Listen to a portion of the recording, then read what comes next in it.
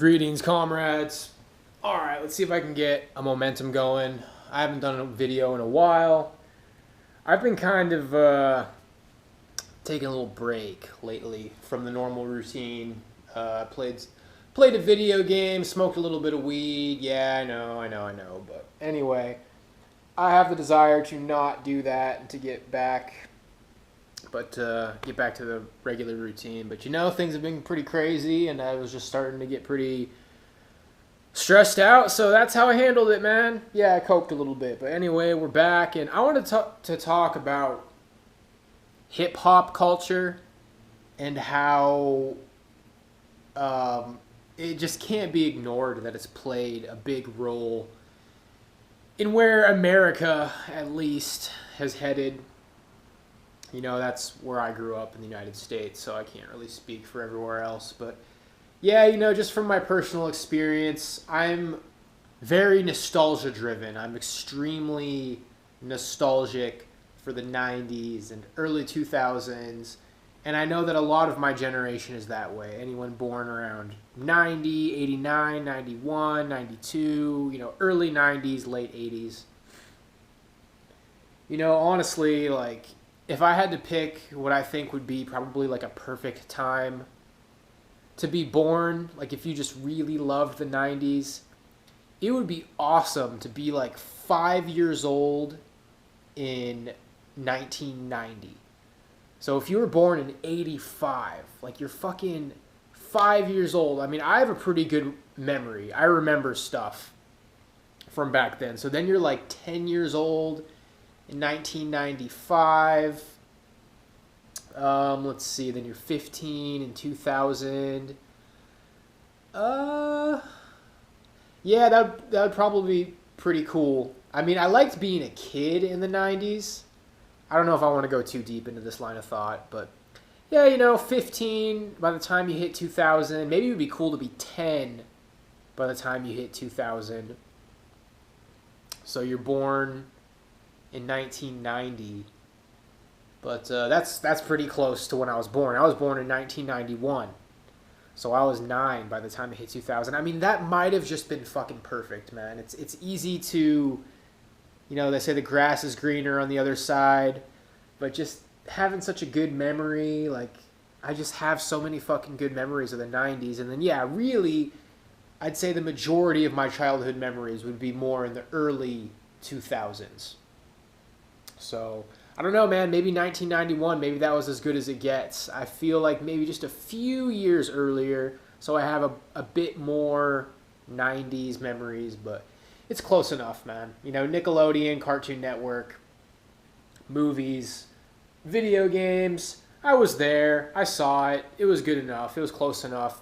But I feel like part of the reason I've learned this over the years that I'm so nostalgic for that kind of stuff is because of how hip-hop culture slowly took over. Now, I don't want to be naive. I have a good idea of what was on the billboards and what was on, MTV and VH1 in the 90s. And I know that hip-hop was already a thing. Biggie and Tupac, we're talking early 90s and mid-90s. Tupac more early 90s, and then mid-90s would be Biggie. But it was just different, man. Hip-hop had this very, hypnotic, non-melodic. It appealed to a very particular kind of audience. It wasn't mainstream. It didn't hit the mainstream yet.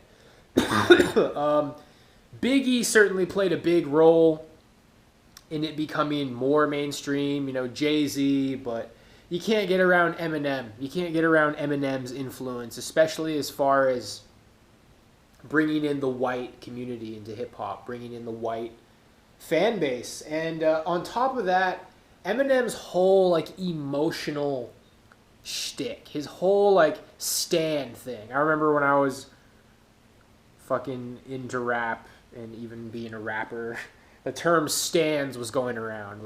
If you're somebody who really fucking loves Eminem, you make all these arguments for why Eminem's the best rapper. I mean, it's all just so fucking cheesy to me looking back. But yeah, that whole style where it's and remember when we were in the house and we were talking and we're walking, and remember when you said that, you hid the pills under the bed, and remember what you said, and your face turned red, and it's like, whoa, he's telling an emotional story. Like, that whole fucking thing, man. I've had this theory that, like, emotional music, like, really powerfully emotional music that gives you that weird, fucked up feeling. You know, everybody probably liked the song Stand at one point. You know that feeling that it gives you? Like, whoa, this is so fucked up. Like, he's killing his wife in the car, and it's sad. Like, that, like, overwhelming, sharp, emotional. Like, that's a way that music manipulates you, man. People feel that in various different ways. You know, you have that in, like, a mainstream sense in grunge. Of course, grunge is, like, less emotional, obviously, but what do I even start with this, man? So, nu metal has an emotional tinge to it. You know, obviously the pop punk and emo, like, that was, like, the last big, primarily white kind of youthful music. I mean, I remember this very clear era of, like, you know that movie, the Not Another Teen movie? It's funny because I can't remember the names of any of those movies that movie is, like, parodying, but I know there was, like, this whole, like, age of fucking teen movies. Like, I don't know if it started with American Pie, but just, like, teen drama, romance, comedy, that whole fucking thing, man. I remember, like, 3 or 4 of them, and they all have a scene where some pop punk band, like Good Charlotte, or fucking Blink-182 is, like, playing at their high school party or something, and they all end the same way, with the guy fucking chasing the girl in the airport or kissing her in the rain or some shit. They have, like, so many of that same movie, but that was, like, an entire era, man. This whole mid to late 90s, early 2000s, Blink-182, Sum 41, Simple Plan, pop punk, emo, pretty boy, white boy, cheerleader girls. Like, it just seems like it was a era, but it was such a short amount of time at the same time. And that's when, like, Blink-182 and Sum 41 were taking over the world. Like, as far as I know, maybe I was pretty naive. If you think about the music that was on Now 4, or, like, the early Now compilations, it was, like, Smash Mouth. R&B was doing pretty well. You know, they had, what's her name, like, I believe that faith. Da, da, da, da. What the fuck is that song? Macy Gray. I play it off, but I'm dreaming of you. I try to say goodbye and I choke. Try to walk away and I stumble. I don't try to hide it, it's clear. My world crumbles when you are not there. That was on Now 4. See, that's the kind of memory I have. Like, I have a really fucking good memory of very specific nostalgic moments. Now 4 had I'm blue, da bo dee da and die, and da bo dee da boo die. Me and my friends would say I'm in need of a guy. We make fun of it like that. It had let's see, I think Now 3 had All Star from Smash Mouth. Holy crap, dude! How can any, like, I don't have nostalgic feelings about that song. The Somebody Once Told Me, that song is fucking ruined, dude. But the one that was on Now 4 was and then the morning comes, ba-da-na, da-na, na-na-na. It's just the way that you talk, like it ain't no thing, and every single day is just a phase. But when she comes, she moves so slow. Like, what was it? It's just pop music, right? It's just pop music. So, like, when I was in, like, 5th grade, 6th grade, I was really getting into pop music. I mean, it's kind of embarrassing, but there's a lot of 90s kids who will tell you the same thing. You're a fucking little kid, and Backstreet Boys and NSYNC were fucking huge. My babysitter got me into NSYNC and Backstreet Boys. And first it was Backstreet Boys, and then NSYNC sounded exactly the fucking same, but for some reason they were better. And then, like, there was the people that nobody really gave a fuck about, like 5 and 99 Degrees or whatever, 98 Degrees. So the the pretty boy, what are they called? Boy bands. That was when I was like a really little kid, second and third grade. Fifth and sixth grade, I started getting into like the Now CDs. First CD I ever got was All Killer No Filler from Sum 41. Somebody got that for me for my birthday in fifth grade. I got like Hybrid Theory from Linkin Park from my next door neighbor, this Mormon chick who had a crush on me. Yeah, fucking good times, man. And then my friends, my two best friends, they were all about Blink-182. I always tried to say that Sum 41 was better, and they kind of liked Sum 41, and I kind of liked Blink-182, but I like Sum 41 better. I eventually like got heavy into Blink-182, Boxcar Racer. It was the Vans Warped Tour 2004 compilation CD. That's where I heard of so many fucking bands, from first to last. The Descendants, NoFX, and the Descendants and NoFX like go way back. They go way back, man. They got roots in the 80s, but they were like still hanging with these younger bands. Anyway, I'm not going to bore you with the whole youthful pop punk, emo punk like scene that I was a part of, but man, that is like hands down, like I feel very nostalgic about the Now era with the pop music I was into. I even listened to a couple of R&B songs, like I think Mandy Moore had the song Candy on Now 4. I'm missing you like candy. Dude, I don't know if I'm displaying it in this video, but I have a really freaky memory when it comes to this random stuff. Like, I can tell you what tracks are on these fucking Now CDs that I haven't listened to in 20 years. Like, Now 3, I think it had, I know it had a Limp Bizkit song. It's all about the Dookie? No, not the Dookie. The Poonie?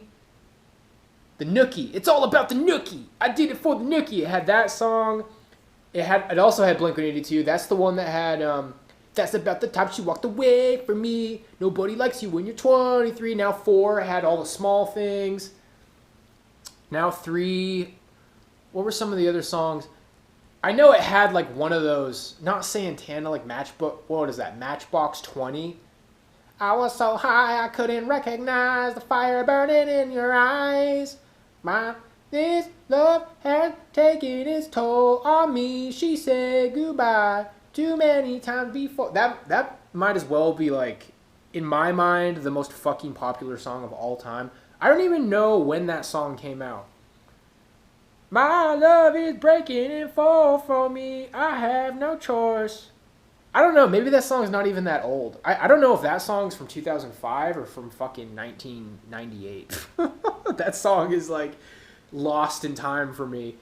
What else? I'm just kind of going off on random music. This is all relevant to the video, guys. We're meditating on this time before hip hop fucking took over everything. And I know enough about, real hip hop culture to know it's really more accurate to call it rap.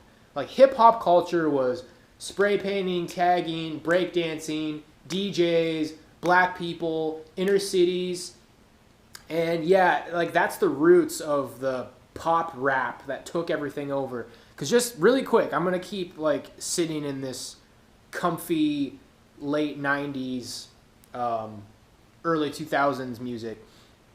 But the emotional rap that Eminem started, that was like the formula that got us to where we are today. Because the monotone, like Hypnotic, Biggie, Tupac, I mean, like the really old school, like Big Pun, Big L, it wasn't melodic enough to have like a mainstream following. And I respect it, man. I'll always have some respect for that old school kind of hip hop, because now they got auto-tune, they got the really poppy, like, like when Lil Wayne songs have some like sped up fucking bullshit for the oh my baby, I won't stay true to you, yeah, little Weezy baby. Like, you probably have no fucking idea what I'm talking about. The shit has gotten really poppy. Like, it is clearly pop infused rap that has like turned modern rap and hip hop into what it is.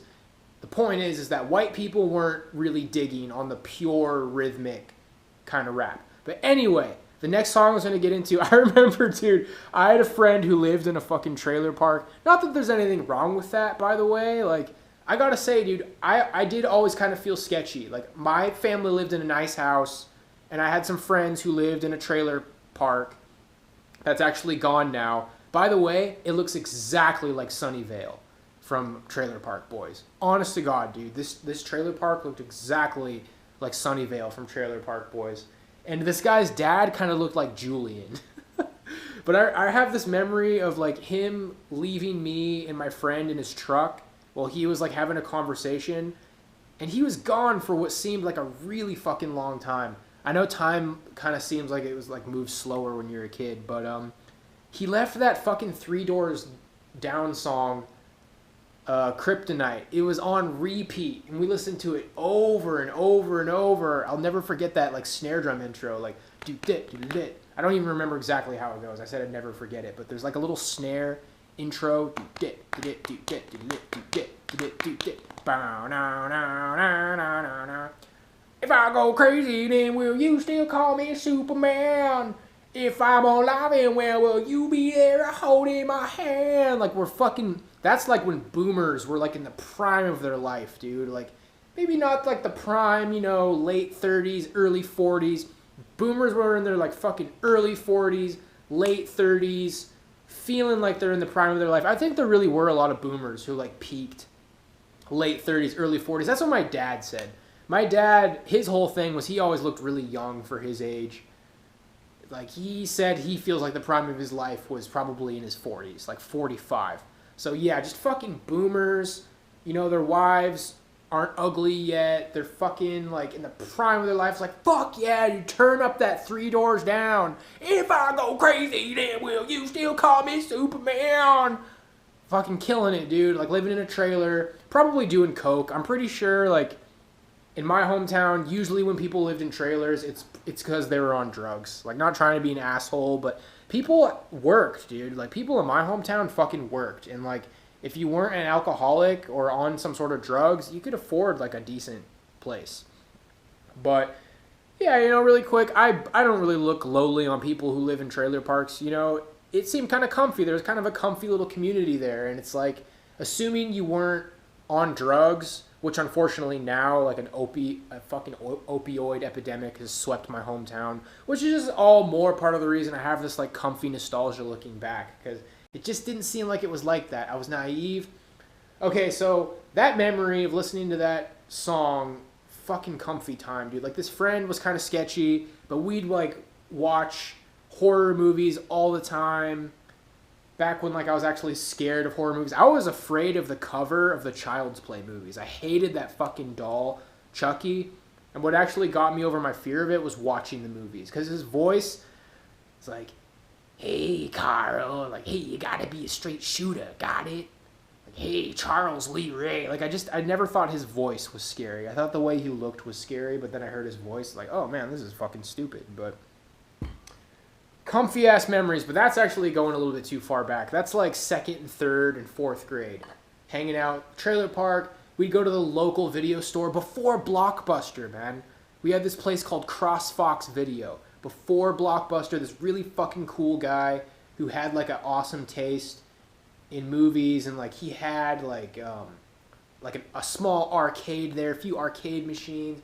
We'd go to this fucking local video store, rent horror movies. He was all about Kid Rock. Everybody loved Kid Rock. That was right before Eminem. Actually, that was the same time as Eminem. I don't know exactly when Kid Rock started, but it was the album Devil Without a Cause. It had that fucking song, ball with the ball, the bang, diggy, diggy, diggy, set the boogie, set up, dump the boogie. My name is Kid. And then it had the song with like the midget. I'm 3'9" with a 10-foot dick. I want to be a cowboy, bang, bang. Dude, that was like the same fucking time as Eminem. The trailer park lifestyle, like, I was a direct witness of this, bro. Britney Spears, hit me baby one more time, my loneliness is killing me, and I must confess. Like, people don't want to admit this, dude, but people loved Britney Spears. Like, Britney Spears was fucking hot, and her music sounded good, and it was just happening, dude. You used to get those little mini clip things from McDonald's where you can listen to like 30 seconds of a Britney Spears song. Collect them all and listen to one entire song with the modern technology of MP3 technology. It will never get better than this. It will never get better than 30-second clips from McDonald's. We're so fucking dumb back then, dude. Like Kid Rock, Devil Without a Cause, Britney Spears, and Eminem. So when this guy actually ended up moving into a nicer house. His parents got their shit together, saved up some money, probably got off of coke, bought a nicer house, got out of the trailer park. And I remember sitting in this guy's living room when his parents were gone. It's like, now that my parents are gone, we can listen to Eminem. And he had, you know, the Eminem show. That was like the later one. The first three, Marshall Mathers LP, Slim Shady EP, which was first, and then Eminem show. And we listen through the shit and read the lyrics. That's what got kids into rap, dude, was Eminem because of the swearing. They thought the swear words were funny. It was funny, dude. Like, little kids liked Eminem, not because they thought it was super fucking dope, but because it was funny, because he said a lot of swear words, and it was different, okay? I'm not saying Eminem is the best rapper, but he was more colorful. He used more inflections in his voice. He told more jokes. His overdubs were a little bit more flamboyant, which he took from other rappers. If you listen to like Masta Ace, you can hear Masta Ace is like a little bit closer to Eminem's sound, but to say that Eminem lifted his sound from underground rappers, I think Eminem's sound comes from like fucking A&R masterminds from fucking Interscope Records and like people who probably very likely like diddle kids and fucking worship Satan. But yeah, Eminem had a more colorful sound. It wasn't boring. You know, when you listen to rap when you're a kid, it just sounds like on and on and and like, yeah, they have really impressive rhythms and shit, but you don't give a shit when you're a kid. You need that like attractive sound that drags you in, and that's exactly what Eminem had, man. Funny jokes, swearing, references. It was like a fucking 30-minute television show like crammed into a 3-minute song. It was just like these ADD kids who couldn't focus on anything. They fucking loved it. And that was like in 2nd, 3rd, and 4th grade, man. I was in 2nd and 3rd, 4th grade, born in 1991, when Eminem was just, like, before I even got into music, people were listening to Eminem because of the swear words and because it was funny. So, yeah, that was all before I started, like, developing my first taste in music, which is 6th, 7th, 8th grade, Blink-182, Sum 41, and then the whole kind of like emo thing, Dashboard Confessional, My Chemical Romance. I had a friend who was into My Chemical Romance before they were big. I was one of those kids. So I had heard the songs that were going to become their big fucking singles, like I'm not okay, I'm not okay. That song kind of fucking sucks, like looking back. The other song, the Helena, that one's actually not bad. So long and good night, so long and good night. What's the worst that I could say? Things are better if I stay. See, that song's actually kind of catchy, but I had heard, like, I saw those songs, like, on their Pure Volume site probably, like, 3 weeks before they were on MTV. It was kind of creepy, dude. Like, listening to a band right before they blow up is kind of fucking weird, because the whole emo fucking movement, the poppy, emo, mainstream MTV movement. And for those of you who like know a lot about music, you know that emo actually started like way earlier, and it didn't even like really sound that much like that. If you want to know the real origins of that, it's Jimmy Eat World. Jimmy Eat World had a song from like their second CD, which is really notorious. That was like one of the first emo, quote-unquote emo albums that kind of broke into the mainstream. It was in some Drew Barrymore movie. But yeah, eventually they had that song, It Just Takes Some Time, Get a Little Bit of Little Blah, Blue Blah. That song fucking, like, smashed everything, dude. So it was that kind of, it was really like Jimmy Eat World that kind of started breaking it into the mainstream. But the big acts that really took over was like The Used, My Chemical Romance, and Dashboard Confessional. Which actually, if you listen to that guy, I mean, this is like just getting into my nerdy music taste. If you listen to Further Seems Forever's first album, that was going to be that guy, Chris Cabrera's band. And he had left the band before they even released the album. He just did the vocals in the studio and then went and did Dashboard, and that fucking blew up. But Further Seems Forever's first album is pretty fucking awesome, dude.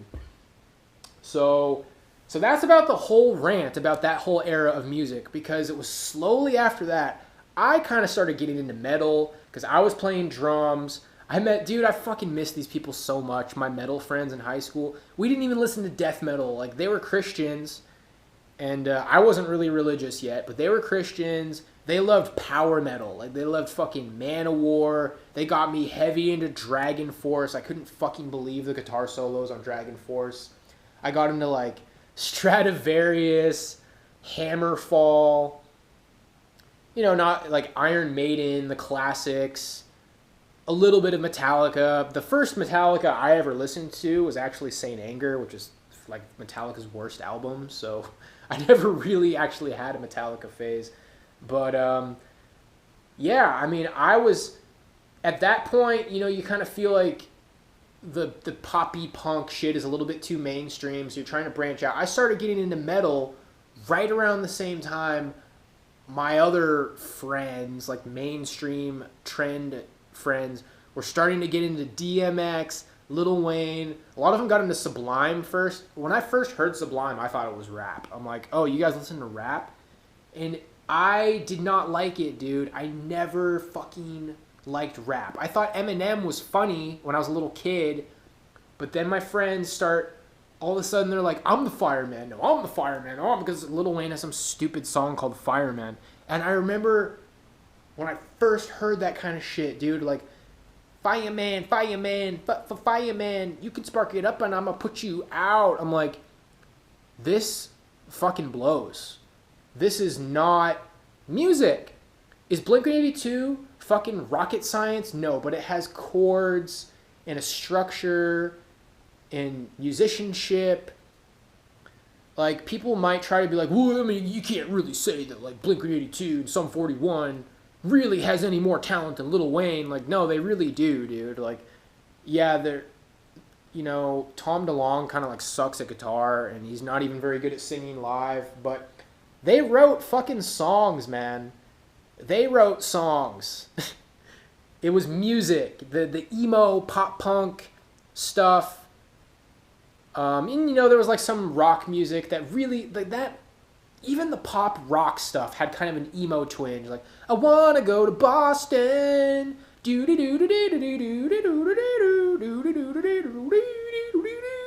just kind of had this, like, sad, you listen to, like, move along like I know you do. What was that called? Fuck it. It's hard for... I've been on a roll, dude. I've been remembering a lot of shit. I knew eventually I'd go into a wall. That band's name is right on the fucking tip of my tongue. I better just type it in real quick. I don't want to lose my whole flow. Move along. All American Rejects. I mean, they were like right on the line to where it's like... It's basically like a pop-punk band that had a hit single. And that was that era, man.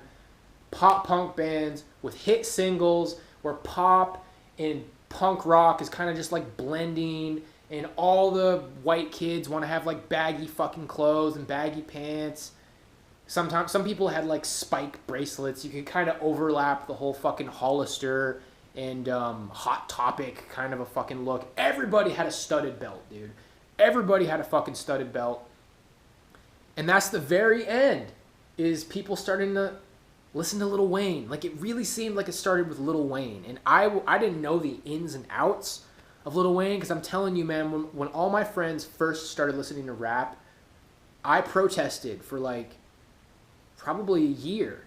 Probably, like, a couple of years. Like, shit, that was, like, the end of 8th grade, beginning of... No, man, the fucking summer between 8th grade and freshman year was, like... Nobody fucking listened to rap, dude. None of my friends listened to rap. So it was, like...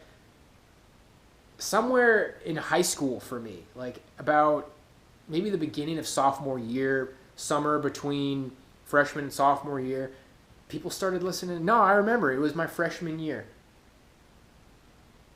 I'm pretty sure it was my freshman year. People started talking about Lil Wayne, arguing over who's the fireman. Lil Jon, Lil Wayne.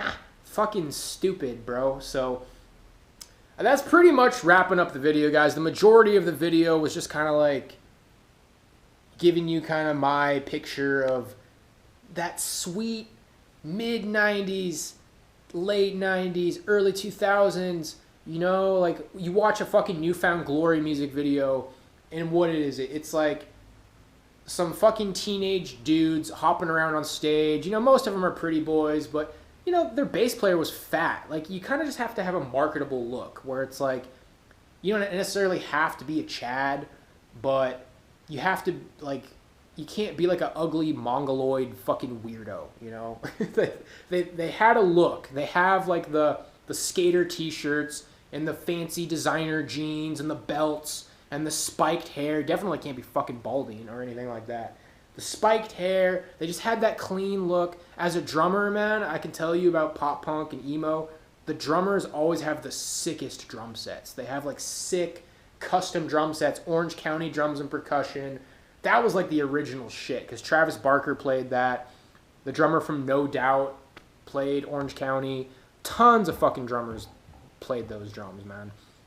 And then there's all these other custom companies, and that was like, I thought that was going to be it forever, dude. I didn't realize it was a fad, and I was definitely like young, but yeah, so I started getting into metal, and everybody else started getting into rap, and I just think that's right about when it started to shift. That's right about the time the shift happened. I graduated in 2009, so 4 years earlier would be about 2005. I mean, that's it, dude. Like, most people on 4chan agree that 2007 was right around the time things started to get weird. And, I mean, I fucking got into rap, dude. I put up a fight for a little while, but my junior year of high school, I started smoking weed and partying.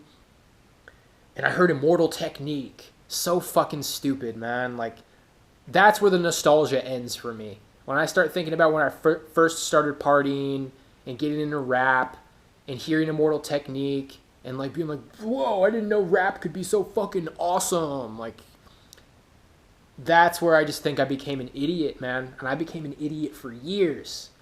Junior, senior year. And it's a shame because I just started to like start lifting weights. I just started to get a little bit of attention from girls. Like, I was a fucking idiot though. Like, I started to look better. I started to like not take shit from people, but I was such a fucking delusional, try-hard idiot. Weed made me like insecure and shy and like a pussy. And I just, dude, I don't feel like I was a real person, man. I feel like I was fucking brainwashed. And it pretty much lasted up until I moved here, man, in 2014. I don't think I was a complete idiot when I lived in the East Coast, but yeah, like, I don't really just, I have good feelings about that part of my life that I've described to you up until people got into hip hop. And that's pretty much it. So the video is not really describing like how hip hop ruined everything. It was just painting like that positive picture of everything leading up to that. Because that music was positive, man. Like, if I go crazy, then will you still call me Superman? Like, why do people stop listening to it? It's because it's just a dead trend. It's a dead fad. Just random pop music, dude. Like, on the floor I'm torn, I will never change, this is how I feel. Cold and I am shame, lying naked on the floor. Or like, kiss me out on the open twilight, baby. Ah, fucking A, dude. There's just like this barrage of just random 90s hits. Like, that was such a fucking good time, dude. And I was a little kid. That's probably why it felt like such a good time. I was into Pokemon cards, dude. I have a memory of being in the car with my mom, driving to go buy Pokemon cards, and the song that was playing was by Garbage. living without you. Da, da, da, da, da, da, da, da, da. Am I starting with this song? How the fuck does that song go? Do you have an opinion, a mind of your own? 'Cause I'm all out of patience. Anyway, I just feel like I can be in that moment again, man. I smell the car, I hear the music. I remember the Pokemon card store. Like, nostalgia is a really fucking powerful thing, man. And like, all I gotta say about the hip hop, like the part it played, it was just dead. It was like this dead, lifeless music. Like I said, like the original hip hop sound, it just wasn't really musical. It was cool, it was hip, but they took something that was kind of cool and hip, and they took Eminem's formula with the whole emotional, and that's when I realized you were an abusive piece of shit, and I found the pills under the bed, and it like makes white kids get stupid tingly feelings in their stomach, like, oh yeah man, I've been through hard shit too. And I mean, down from that, dude, it was a complete idolization of black culture. And I'm not trying to like be racist, but it's just real, and like everybody picked up on it. And there was a lot of positive black music, man, like Seal. Time keeps on slipping, slipping, slipping into the future. R&B, man, fly like an eagle. Their drummer played Orange County drums. There's a lot of black music that isn't hip hop or rap, man. Yeah, I'm sorry, dude. That music just, they put the poppy beats over it. I don't really get what the appeal about Lil Wayne is. Like, I remember he always raps about shit. Technically, if I am the shit and you are the toilet paper, then I will take my poopy lightsaber like Darth Vader. Like, everything's about poop, dude. He just raps about poop all the time, and he has like 1 billion albums, like the Drought 1, 2, 3, 4. Like, so many fucking Lil Wayne, dude. That was it, man. I can honestly tell you, I really don't have that many positive memories from then on. I really don't, man. First kiss, first time I got a blowjob was all pre-stupid hip-hop culture, man. Before I smoked weed and drank. First time I fucked a bitch, yeah, it was already me trying to be black, and like everybody trying to be black. And I just remember the way people talked in high school, like, oh yeah, he walks around like he's a big, tough black guy. It's like, oh, so you have to be black to be tough? Like, again, this isn't about tearing down black people. It's just like white people started becoming delusional idiots, man. And this whole like radical left culture you're seeing now, it's because of that delusional, obsessive, like synthetic respect, quote unquote respect they have for the black community. Because of music that, let's be honest, was probably designed by the CIA and FBI and secret societies to destroy the black community. And I have some positive things to say about Tupac, like not overly, I don't want to like act like Tupac is some fucking hero, but he definitely put messages in his music that the music industry did not approve of, and it may or may not have led to him being killed. But I don't want to be dramatic about it, like, he was trying to save the black community. Like, some of the shit he said and changes, man, like, give a brother a gun, step back, watch them kill each other. Like, they did not want that. Like, the FBI at that point, or whoever, the powers that be, they hadn't really visualized that hip-hop could be that. Like, they just saw, oh, man, NWA, N-words with attitude, fuck the police. Like, this is fucking perfect.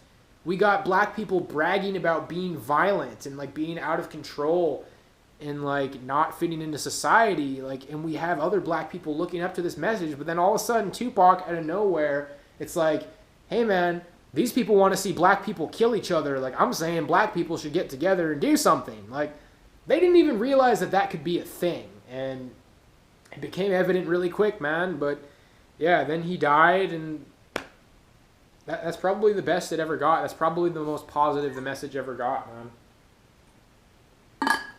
And it still had a lot of flaws, but anyway, Yeah, I'm not going to say that much more about it. It's a comfy little stroll through memory lane. And yeah, those all of the best memories of my life are in that time period that I described before I started getting into rap. And I think because I don't really like how deep I got into death metal, man. Like I feel fucking weird. I pretty much feel the same way about death metal that I feel about rap. It's like, how the fuck did I get so deep into this shit? I can still listen to it sometimes and think it's kind of cool, but fucking death metal was my life for a while, man. Like I actually played in death metal bands and I hung out with people in death metal bands, and I'm like, I was fucking brainwashed, dude. And that's how I got into the occult. Because the lyrics of death metal is occult, and there's a lot of that in hip hop too. Like, there's a lot of that in the music industry, period. It led to my awakening, man. Like, things became so degenerated that I eventually woke up. And a lot of people don't wake up. And if you never woke up, then you're fucking rioting somewhere for Black Lives Matter right now. You got a backwards hat, and you listen to fucking Logic and Lil Yachty and a bunch of dog shit, and you believe everything that CNN says. So it's been a trip. I'll always have positive memories about that time. So hopefully you guys enjoyed my rantings, and I will see you next time. God bless Reform. Cause that's about the time she walked away from me. Nobody likes you when you're 23. I never thought that I could fall in love. What the hell is ADD? My friend said I should act my age. What's my age again?